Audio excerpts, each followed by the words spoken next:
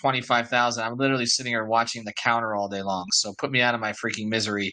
Subscribe to 5 Reasons YouTube. It's free. You'll get the notifications. And we're also going to start. Oh, that's the thing I wanted to mention here. You know what? I should put that on here before we start. Some of you have complained that you can't see the playbacks after we do them, right? Well, we're starting to put them on YouTube for exactly that reason. So go to YouTube and subscribe to us. And that's how you're going to get those. Let me see if I can find the exact link here. And I have it here.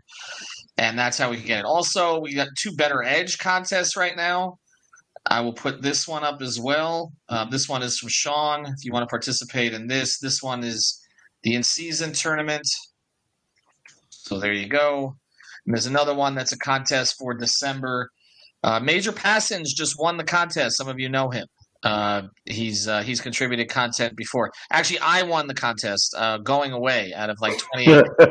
And since I wrote the questions, again, not that I knew what was going to happen. I wrote the questions. I finished first out of 28, but I'm not allowed to win a T-shirt from my own company. So if you'd like a T-shirt from us and a Better Edge hat, you should apply to that one. So just check out all of our content. All right, Eternal, let's get to it here. News of the day, Jaime Jaquez, Rookie of the Month, which is actually Rookie of the Month and a half, I guess, because it's October, half of October and November. Does anybody know? Does anybody in the chat here tell us who the last Miami Heat rookie to win that was? Most people are going to get this wrong. Yep. Who was it? Who was the last rookie to win Rookie of the Month for October, half of October and all of November? Mm-hmm. There we go, Renato. You win nothing except our respect. Kendrick Nunn won it. I have a feeling Jaime Jaquez is going to be more sustainable than Kendrick Nunn long term. Just a hunch.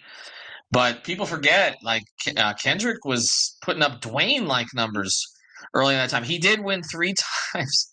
He did. Was it 3 months or 3 times? He won another time. I don't know that it was 3 months. Well, no, 3 times. It was 3 months because it counted October, November, and then there was a later month that he also won. But yes, fairly remarkable that Kendrick Nunn, not Tyler Herro, was the guy who won those because Tyler took a little bit more time to work in, and he was coming off the bench at first behind Nunn. So there you go with that. All right, Eternal. Here's what I'm going to do. If you come back, we got a special guest coming up, Ethan. Oh, we do. Who's that? John Jablonka. Kendrick Nunn. John Jablonka's making an appearance. All right, all you Herro lovers, come on. You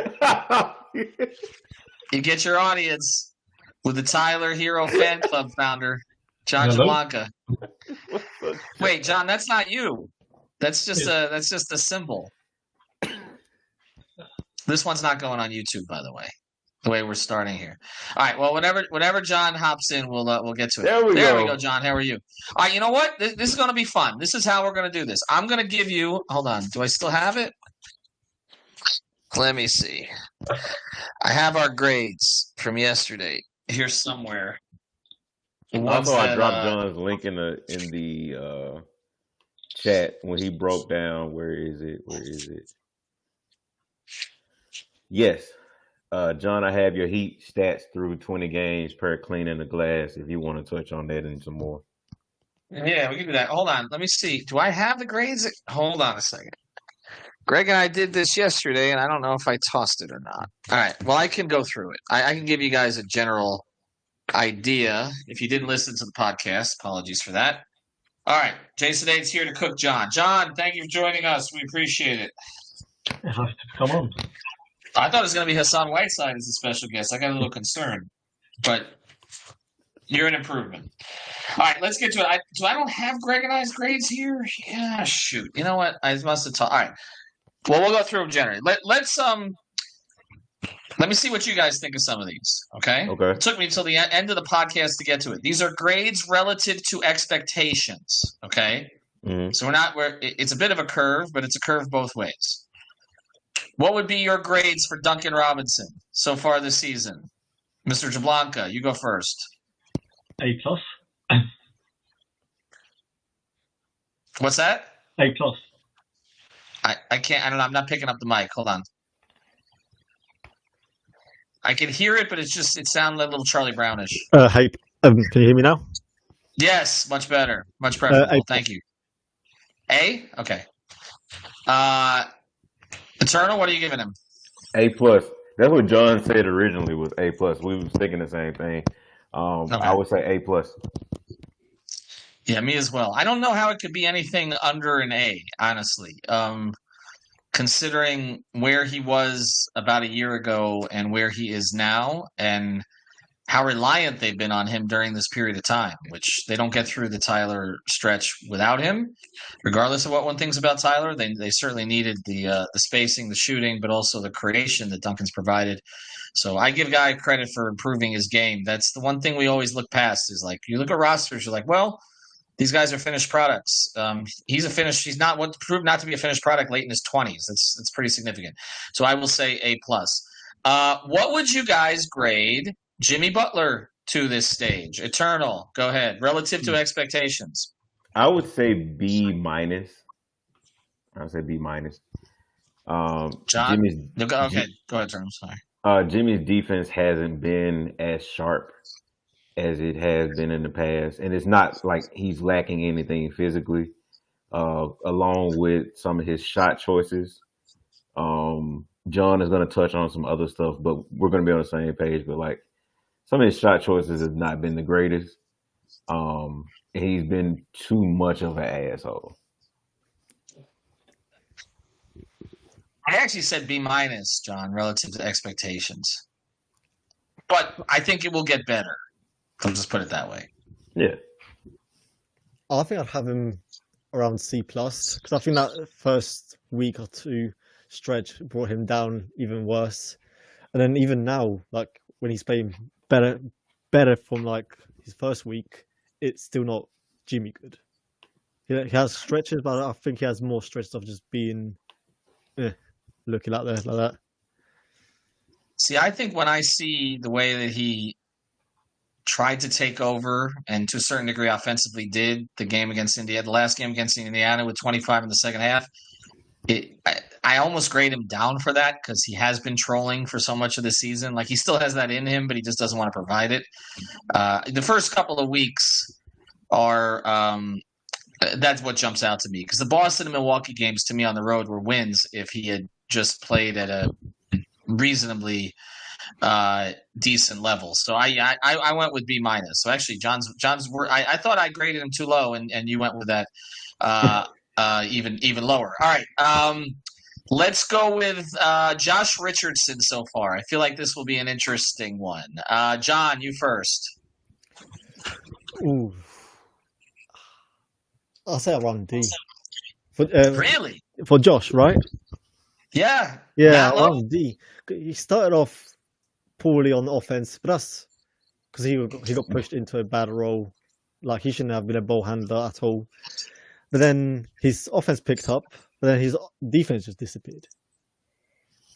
Yeah, his defense was pretty bad in the last game. I'm not going to grade. I don't think I graded him that low. I think I had him at a C+ and rising, honestly. But I understand the sentiment for the first couple of weeks that he played. I think he's been kind of important for them lately when he finds the mid-range game. Eternal, where would you have him? I would say the same thing as you, C+. It was one of the things, where Josh to start off the season, his defense and his offense was shaky. And then his defense improved, and then, the offense was coming back. Now the offense is back, and his defense just isn't anywhere to be found. So I'm like, whew. So I'll give him a C+, maybe a B- at best, because Josh has really been really important in the fourth quarter. His fourth quarter numbers look really good as far as guys he's on the court with. But again, like defensively, man, he's just not. I talked to Tiff and Siobhan about this. I know this is a long answer. I quicken it up, but like I don't think most of these guys are sticking to their principles and basics, like physically and scheme wise when it comes to defense, because they're like it's terrible when you break it down. Kyle, Eternal, you first. Relative to expectations. Relative to expectations, I think Kyle has been an A. I think Kyle has been an A. Yeah, his defense it's just ass. But I mean, it's expectations. How could he be an A then? For ass? What? Like what? What? I, you cannot give him an A. I'm sorry. Finish No, your but thought. Go ahead. Ethan, I gave him a B minus on the pod. I felt like I was generous. Both Greg and he's I averaging did. what, like 15, John? He's No, averaging he's not. 15. He's not. Hold on. Are you sure? Duncan is. He's averaging 15 9. what? 9. 15 Okay, combined my points, bad. rebounds, My and bad. assists? My bad. All right. Okay. I'll give him a B. I'll give him a B. John, where do you have him? Around B minus B. I think he gives you exactly what you expect of a 36-year-old role player. He has he has good stretches, then he follows that up with averaging 5 points. He gives you double-digit points in 2 games, then scores 0. So that he's a old role player, so I think that's a B's good enough for him. Yeah, see, I think that's fair. I mean, I think again we're judging him against the expectations for this season. If we're judging him against the contract, it's an F minus. But to me, like this year, he's been fine. Like he's been fine. You're going to get it from him 1 out of every 2 or 3 games that he's going to be aggressive. He's probably only going to be aggressive when nobody else is on the floor. But he's been playable. And honestly, before this season, I wasn't sure he was going to be playable. So that's a good thing. I just think they're burning him out by playing him too much at this stage. But I give him credit for getting in shape, and I'll give him a B minus for this season. All right, Caleb Martin, Eternal. You go first on this one. This is a fave. You funny. You're so funny for that one. I give Caleb a C. I have not been really impressed with Caleb's defense since he's been back, nor have I really been impressed with his shot choices. I feel like, if I'm being honest, right, like I'm always keeping honest, I feel like some of his shot choices have been really, really selfish, like not within the flow of the offense or the team and everything like that. And I feel like he is kind of, you know what I'm talking about, Ethan? Like, man, I got a big contract coming up. See, I don't think it's the contract. I agree with you that I think he's been a little out of the offense this year, but I don't think it's the contract. I think he's trying to force himself back to where he was at the end of last season. Like he's trying to ramp it up and show that he still has that in him. I don't think it's about the money. I really don't. Knowing him a little, I don't get that sense. But I do think that he is forcing the action at times. Like as he's started to feel better with his body over the past 4 or 5 games, I think he's overdoing it. Yeah. But I had him at a C plus. I think he's a C plus who could be a B when we're talking in about a month. Like I feel like the rust is starting to come off, but he's trying to do a little too much. And I said the Brooklyn game, to me, that was the most important thing that came out of the Brooklyn game was he got reps. And everybody was talking about Jovic after that. But to me, it was really just, okay, Caleb got some opportunities to do some Caleb things. They put the ball in his hands a little bit more. He's gotten aggressive on the baseline now. He's actually attacking the closeouts. I don't know. I'd say C to C plus relative to original expectations, but I think it's getting a little better. John, your thoughts? I think I'll give him a C. I'm not going to hold the start of the season against him because he missed literally 10 of the first games. So I'm not going to say like he was bad for the first 3 games. He's been I just posted he averaged 17 in the last 4 games. I liked him on offense. Like Eternal said with his shot selection, I think that's gone back to like last year as well, where he had some questionable decision making on like closeouts. But that's what you get from Caleb, and I think you still take it as long as he gives you that rim pressure as well, off cuts, off just. I just liked his on offense, even with the shot selection. So I'll give him a C. Okay, all right. Is there any way to give Jaime Jaquez anything other than an A plus relative to expectations? Yes, a S. You give him a S. That's what you give him. You give him an S. He is a grade S. Just ridiculous. I don't think anybody could have predicted. Ridiculous than someone else. You said what, John? More ridiculous than someone else on this team. Oh, you are nasty. You're nasty. Just wait a minute, John. We'll get there. Like Lynette said, everything about Jaime has been just star quality, right? Like, not saying that Jaime is on a trajectory to be a superstar. That's not what I'm saying. But just his what he gives you on both ends of the floor, his off court presence, like how the team feels about him, around him. I'm sure Ethan can attest to that. Like, they act differently around Jaime, Yeah. and about Jaime, and so I think you have to factor in all of those things because you can see this type of stuff on the court. And I would say he's been more than A plus. I mean, John, right? I mean, Yeah, like he's an S tier. He's an S tier rookie. Probably better than Wemby as well, maybe, right now. I was right from the start just been impressed with his game. I've had a take.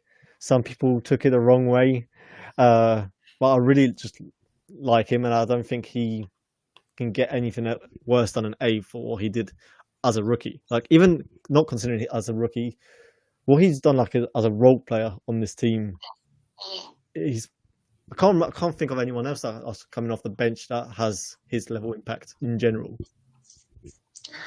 Bam.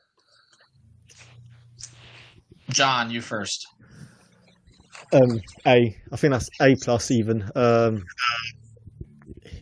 His growth on offense, that's showing. He's more aggressive. He just against the Bucks had a career in field goal attempts as well. So he's even pushing what we saw from him last year, and he still gives you that on defense. We've seen what happens when he doesn't play on defense. 140 points against Val Halliburton. That's just his defensive player of the case right there. So doing that and doing what he's doing on offense with, I think, like almost 30% usage, I don't think you can give him anything else apart from an A plus. Yeah, I'm there. I think I gave him an A on the pod. To me, the leaps that you kind of wanted to see last year, we're seeing this year. I think in a lot of different ways. It's more sustained and consistent this season to be around 16 shot attempts while still doing everything he's doing on the defensive end. He's gotten more efficient in a number of different areas. The eye test is better, just in terms of his decisiveness. And yeah, I mean, to me, his case is what we saw the last few quarters without him on the floor. They can't survive it, honestly. And there you go, Bam throwing up the first team on him. They love Jaime. It's just obvious. You can tell. I was watching. We seen the way Josh has reacted to him, and I was watching Josh interact with him in the locker room the other day. There's just like and Tyler. We're going to talk about Tyler in a second, of course. Tyler seems to really like Jaime also, just personally, which is something I think that's going to matter going forward. But yeah, there's none of the resentments that you typically see when a rookie comes in and starts getting these kind of minutes, particularly in the fourth quarter, and getting the ball in his hands and getting touches. Bam, you have him in an A or an A plus, Eternal, because I'm not letting you go lower than that. Oh, you was crazy if you thought I was going any lower than an A plus. I think Bam has been everything that you could wish for as far as a two-way player. Like, he's been super, super assertive with his offense, and it hasn't been at the detriment of the team, right? Now, obviously, with John up here, there could be some shots that you probably want a little different, probably mix it up a little bit. And Coop dropped something very interesting about Bam in the fourth quarter. But other than that, man, I feel like Bam has been everything that you could ask for. And this is just monumental growth that you're seeing this year. We've seen him also, Ethan, John, attack the guys that he's compared to. Like, just take it personally. Like, I'm embarrassed. I want to talk to him about that. He got hurt. I was set up to talk to him about that. That's going to be my next probably feature story for the site. I think the only person that he didn't get the best of is Nick Claxton. Claxton had his number. He didn't get the best. He has a list though. It's clear he's got. Triple. The other Triple J is on the list. There's a bunch of guys. Mobley's on the list. He's got, for Game of Thrones fans, he's got an Arya list. It's pretty clear at this point. I'm going to get into that with him at some point when I have a little bit of time with him. K-Love. I'm just saying, I went B plus relative to expectations. Honestly, I think he's been good filling the role, and I don't know how you could really. expect a whole lot more. John, your thoughts on him? Yeah, I've really liked his minutes. I think the only issue, yeah, he's still shooting 33% from three. I think defensively he does his job as much like you'd want him to. Except just on offense, I just need him to make threes because he's shooting still like career low levels. But apart from that, yeah, I would give him a B because him and Butler of that second unit when Bam goes off the floor, I think that just he does his job well in that, and you can see in the highlights with his outlet passes alone, that's a big boost for the offense. Yeah, and to me, the locker room effect matters also. He's had a very positive effect on Duncan in particular. Eternal, where would you put K-Love? I would put him at a B, a really solid B. I think considering what he's been able to give you, it's been, very, very important. His on court and off court stuff. The outlet passes really does change things for them offensively. Being able, he's still a good rebounder too. I would love to see like what his rebounding rate is because he rebounds like the other game, like the last game was I think the first game of the season. Like he only got under like 5 or 6 rebounds because he got like 1 rebound the other game, the last game.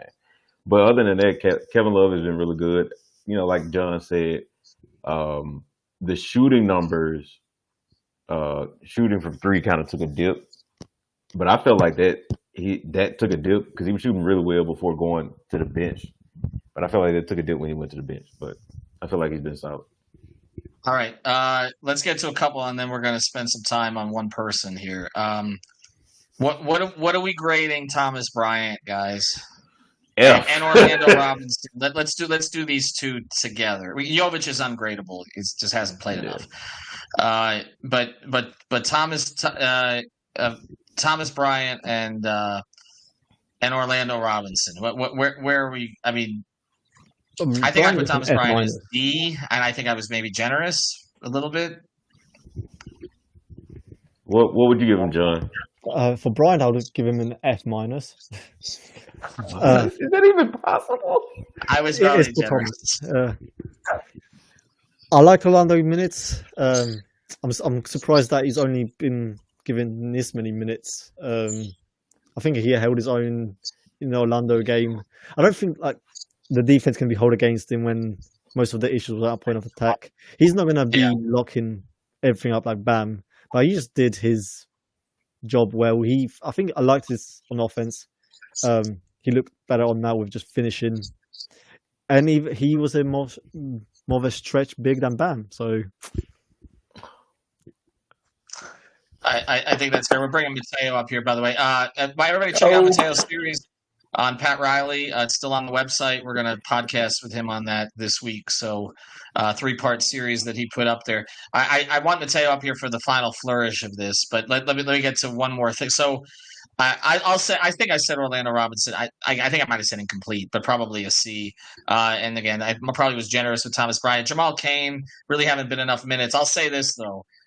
I give Orlando a C minus because I didn't get the answer that way. C minus. There you go. So it's about the same. I thought you might grade him a Z minus. Jamal Cain though needs to know where he's supposed to go on the court because to have 3 different teammates and Spoelstra chew him out for different things within about the first 3 minutes he was playing, you're not going to be out there very much anymore. So he's got to figure out. He's playing without confidence though. That's what he looked like a player that didn't have any confidence when he stepped out there. Lost. Yeah, lost. I mean, well, he stepped out of bounds inbounding on the baseline, so that'll tell you. All right, let's get to this one, and then we're going to have a discussion here because the grades are good, but the team is 11-9. And after Greg and I did this podcast, that was kind of like, all right, well, other than Jimmy, there aren't a lot of and Caleb, I guess, relative to expectation, there aren't a lot of disappointing grades, I guess. And yet the team as a whole, 11-9, is basically a B minus, something along those lines. Let's get to Tyler, though. Okay, is it fair to even evaluate him after 8 games, John? It depends on what your expectation for him is going to be. Because he him and Bam were like I tweeted this at the start before he got injured. That with him, Bam, and Butler on the court, it was him basically leading a team in usage. So we were seeing an on-ball hero with Butler just not playing at all in those first few games. And if it's that going forward with him as a creator instead of a Duncan role, then I think he hasn't shown what he could do. Like I don't think he's performed well in that kind of expectation. But I think it's still too early to see what it would look like if once he plays with Butler that actually cares about basketball, and seeing with the whole rotations, because he was still playing with Thomas Bryant. And I think that plays a big part.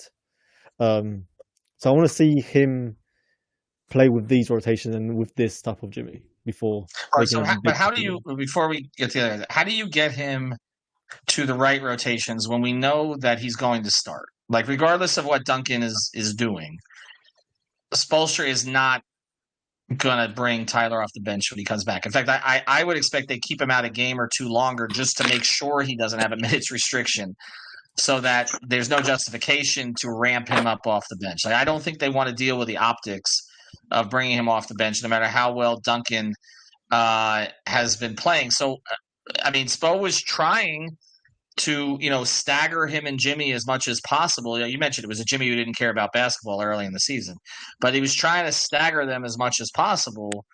Bring one in, take one out, bring one in for the other, let Tyler play with the second unit. Is that the deal here? You let Tyler basically play with Jaquez, Martin, Richardson, and Love? Maybe? No, I would like the stretch where we see Bam, Duncan, Jaime, Caleb, and Richardson.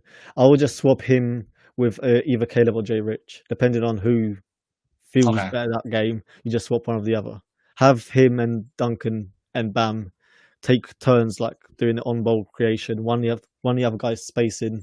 Because I see like with the Duncan Bam pick and rolls, you have Jay Rich spacing. Now we just replace that with Herro, or the other way around with Herro handling the ball when you have Duncan instead of Jay Rich. I think that would look much better than what we've seen now. All right, Mateo, I'll let you jump in on here. First thing, were any of our grades egregious? No, but I would have gave Jaime Jaquez a B+, not because he hasn't been terrific. He's an older rookie. Full disclosure, I put a ticket on him for Rookie of the Year, and he's not in first place, so that has a little bit to do with him not getting an A+. But he is amazing because he is going to be an excellent post player. He averages more post-ups than some of the guys in our Discord wanted players to be traded for. So he is someone who just opens up the offense like that. But now I don't think anything's been egregious on Tyler. I'd give him an A too, though.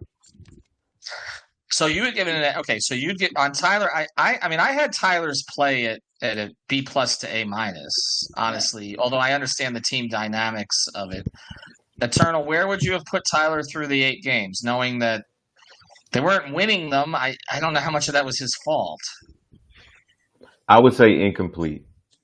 Because I really feel like I can't objectively give him a for real grade because Jimmy wasn't playing like he is now. Jaime wasn't playing like he is now.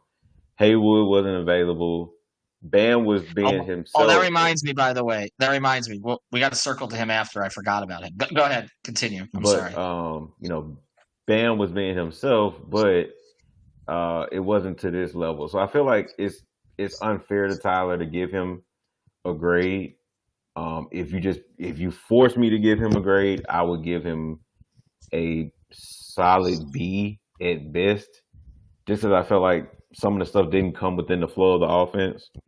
But again, how they were playing at that time, it wasn't great. So can't really put that on Tyler.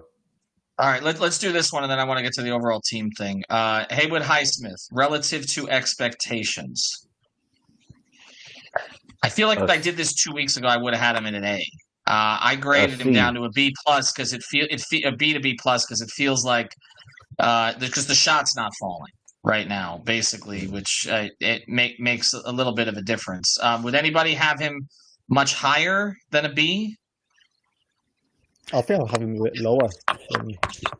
Okay. Yeah, I got him at a C, but I think I got him at a B. He's been dominant defensively in some games, and others he's been cooked. It's a little disappointing that the jump shot has disappeared, but that comes and goes with the season. So, but give me a B.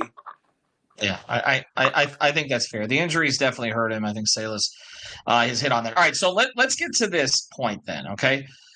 So for the most part, we've got a lot of Bs, B minuses, Bam, A to A plus, Jaime for most of us in the A range, right? Some of the role players, Caleb and Josh, starting to come around a little bit. But again, the team's 11-9. Is it just as simple to say Jimmy didn't care early in the season and they've had injuries, or is there a roster construction issue because you have a great coach? So if the sum, they're 16th in defensive rating right now. That's not like them.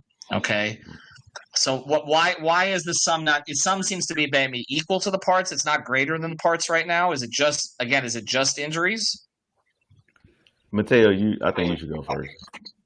Well, they've also had bad losses. The one against Brooklyn was atrocious, and the defensive effort against Indiana was some of the worst defense I've ever seen. And for the record, I think the Heat in their history, to clarify, in their history, they've only had 22 games where they've let the opponent score at least 60% from the field, and they've only won one of those. And that was back in April, coincidentally against the Mavs. And, that's just very unlike them. So they've also shown parts old habits, like where they haven't turned the switch on, but the injuries have been a factor.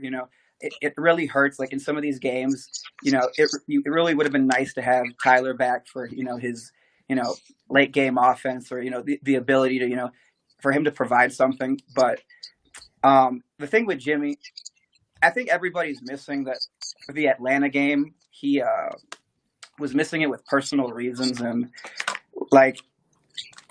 wasn't that a big deal back in the playoffs regarding something? So I want to give him a little bit of a break there. People are human. He's shown he can still crank it up, but I think you made a fair point earlier, Ethan, that you almost kind of want to grade him down because he picks it up at far between. But right. So it's really tough with this team. So injuries, it's been a lot of everything. A lot of their old habits from last year, injuries, and maybe Spoelstra getting a little creative too. Yeah, I want to mention something because you mentioned the personal issue thing, and I don't know the specifics of this particular situation with Jimmy, but you make a good point about personal issues affecting someone and I addressed this on the podcast the other day because obviously when the news about Spo went public, which was news that some of us knew about for several months, everybody was like, oh, this is going to affect Spo's coaching. No, not this year, last year. Okay, and I'm just saying that because those of us who knew what was going on were not surprised that he had trouble getting control of that team because I think it was hard for him to go to work on a daily basis. And I do think that sometimes the personal stuff, we look past it. And the Jimmy has dealt with things over the past couple of years, and sometimes you can see his performance ebb and flow when that stuff is happening. John, what do you think here? Is it just is it just the injuries here? I mean, look, they should. Mateo's right. The Brooklyn game at home that was inexcusable. The first loss in Chicago was disgusting. Okay, you're up 22-1 to that team, which is imploding. You can't lose that game. And overall, the fourth quarter stuff has not been nearly as good as it was last season, particularly the clutch stuff. So, I mean, John, what do you think? I mean, because individually, it seems like certain guys have played well. Yeah, I think individually have good grades, but that's because it's to their expectation. I still think on offense they are missing that number 2 guy. I've tweeted this out once before. Their issues have never been 3 to 10. Depth has never been their issue. It's always been that missing the lead guy that next to Jimmy. To start the season, we had Butler wasn't that guy, so I'm not even paying attention to that stretch because of it. But then even once Butler started coming around, there's still runs on Butler. They are still over reliant on him on offense, and I think if he has like off games, then they will still struggle unless they shoot threes like hell. I think the defense is more of a concern. I don't think that's injuries. I think that's just if they don't have Bam, then I don't think they can survive on defense at all. So I think that's more of a roster construction team. Well, John, let me follow on that because I asked Alex a question on the podcast today, which we just put out, and I said, well, we look at a lot of these players on this team, and we're like, individually, we consider them to be pretty good defenders. Like they have more average to above average defenders than they've had in recent years. They're not throwing Goran Dragic out there anymore, right? Like they have. I mean, Jaquez is above average. Caleb, when healthy, is above average. Josh should be above average. That was the perception of it, right? Obvious, and Jimmy is above average. Like they have enough quality defenders. But then I asked Alex this question: are some of them Bam merchants in a sense? Like, you know what I'm saying? Like, have we overrated? Look, we know Kyle is not a great individual defender at this point. Kevin obviously is just a positional defender at the very best. We know Tyler's limitations. Duncan's gotten better, but I wouldn't call him a plus defender. But again, more of the roster tilts towards pretty decent, or at least the reputation. But when Bam's not out there, they look awful. I think it's how they've been playing like in the recent stretch. I think Coop wrote in this article this year as well and last year, where their offense relies entirely on turnovers. And even this year, their rim protection is even worse, where they allow way more shots than usual, and they even shoot, I think, worse than last year. That's all right if you're top 3 in turnovers. And I tweeted out in the last 5 games, like bottom 10, they're bottom 10 in turnover percentage, and I think third worst in deflections. But before this stretch, they were top 5 in both. That's when you can afford to have poor rim protection if you're just killing them on a possession game. But if you're not doing that, then I don't think they can survive on defense as much. What do you think? What do you think, Eternal? I mean, have we overrated some of their individual defenders here? Well, I think, I was thinking that Josh was going to give you some Vic-like defense, just on ball and, being able to create some turnovers on ball. His defense hasn't been, sharp this season, and that's to his own standards out of his own mouth as well. I kind of figured Caleb's defense would take a hit because of the knee injury. I can lean to what Mateo is saying with Jimmy. Some of the stuff doesn't look physical with Jimmy. Like it does look like, he's just not there at times, on both offense and defense. Bam has been obviously tremendous.